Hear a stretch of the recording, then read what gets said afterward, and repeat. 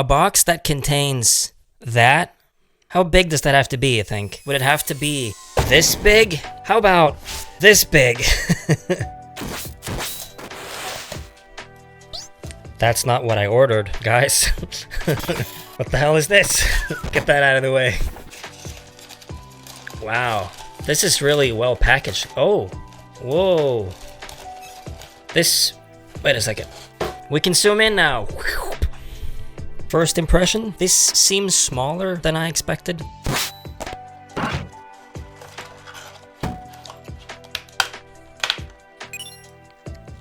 Oh, okay, it is very shiny and nice when you get it out. In the packaging, it was kind of dark and seemed kind of like, oh, what's the point of this? But now, that seems harsh. Not really, I'm happy to have it, but...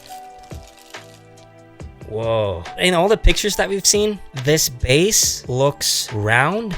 But what you can see here, it actually is, what do you call this, oval? But I prefer it, it's a lot more slick and slim and all that when you see it in person. Something that's interesting, actually, that I haven't really thought about before is that this is the design from the remake. And it is, unlike this one, it's actually quite different. There are fewer details on the Cactuar to get wrong or to change, but the few details they have an option to change, like these spikes, has actually changed. Because this isn't how Cactuar looks in Final Fantasy VII Original. The Cactuar in the original has 3 spikes, but they are lighter color, and they're not like in the middle going across like this.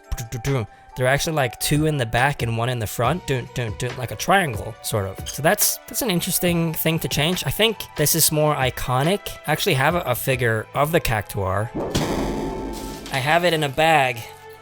There. It's like, why don't you have that on display in your collection? With my research, I figured out that it was most likely inspired by Final Fantasy VIII and not the one from Final Fantasy VII because, like I explained, these spikes are different. It's also interesting that it's pointing the other direction. That's weird. And I also think, yeah, that's weird. Because I think when you fight this in FF7 original, you always fight it like this, as if, imagine this is Cloud and his team, you fight it that way. So that's weird that they changed them around. This is actually pretty funny because I consider this to be completely new, something I haven't seen before, something I don't have in my collection. And then I look at this and it's basically identical. And I'm not gonna retroactively say, well, this is now inspired by Final Fantasy VII because in the remake it looks like that, you know, because this came out in what? Does it say on this? No, I'll put it on screen when they came out. Another thing that's interesting is that I think in the original, the way Cactuar moves is actually more elaborate. Is that a thing I can say? Because the legs move like this. Like it's bum, bum, bum, bum, like frame, frame, frame, frame. But in the remake, the legs never cross. So it kind of runs like this. But it sort of gets close to crossing but never crosses. So that's interesting too. And also, in the remake, the Cactuar is barely an enemy. It's more DLC summon. So it's kind of weird that I want to add it with the enemies because technically you only fight it when you fight the fat chocobo. And the fat chocobo summons the Cactuar. So what's up with that? You know, it's just a summon. So... Oh, I'm actually kind of confused now. Where am I going to put this in my collection? I made this spot ready for it in the enemy shelf that I made last video. But now I'm like, is it an enemy? I think we're going to say yes, it's an enemy. And we can hope that we fight this in Rebirth or Part 3 or whatever. It's like a game. A negative thing I can say about this after having it for a while is that it's so reflective. It has so many like flat-ish surfaces. So if I walk past my collection and I glance over, all I see is my disheveled Sunday face. Looking silly and crooked at this this thing. So I can't enjoy it unless I stand in exactly the right place. It's gonna be similar with this, so that's not a minus I'm gonna give this, because I'm now gonna ask which one of these do I prefer. That's actually very difficult. It might just be because it's newer, but I think I like this better. It's something about how simple it is.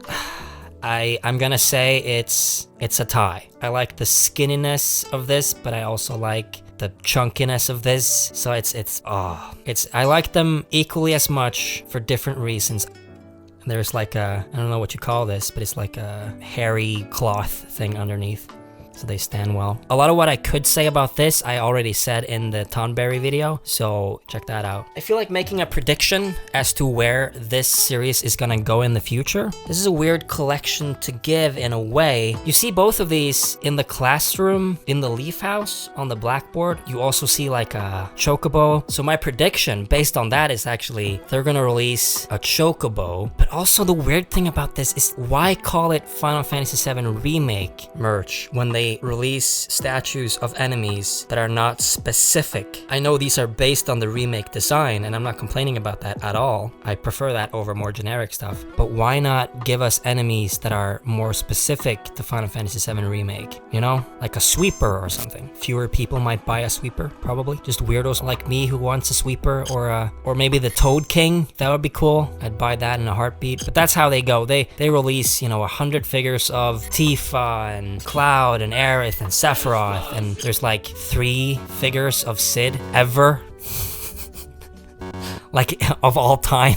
So there is some favoritism going in there. So if they're gonna continue with this, I'm gonna say Fat Chocobo somehow. It's gonna be a smaller version, like a shrunken down version. My wish, actually, what would be interesting, something completely unique to Final Fantasy VII Remake, for them to release like this, and to have it be shiny and chrome and all that. It would be controversial, but I would buy that. It would be to have a Whisper.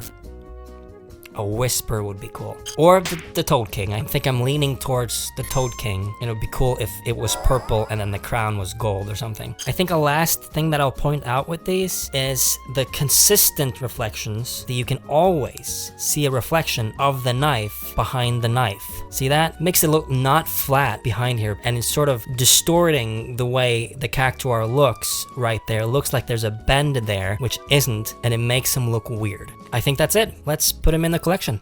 This is the display that I settled on in the last video, and I'm predicting the Cactuar is gonna fit in pretty good.